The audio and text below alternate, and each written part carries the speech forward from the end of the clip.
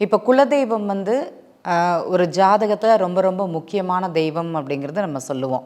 நம்மளுடைய ஜாதகத்திற்கு 5ஆம் பாவகம் குலதெய்வ ஸ்தானம்.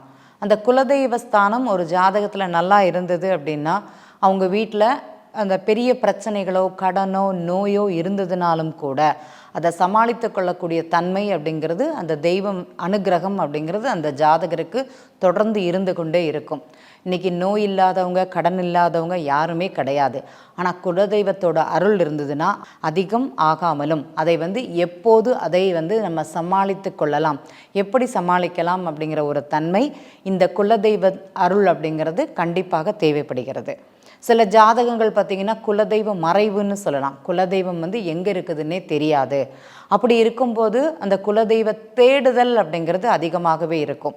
நிறைய பேர் பார்த்திங்கன்னா எங்களுக்கு குலதெய்வமே தெரியல, நாங்கள் எங்கேருந்து தேடுறது கண்டுபிடிக்கிறது அப்படிங்கிற ஒரு கேள்வி தான் கேட்குறாங்க.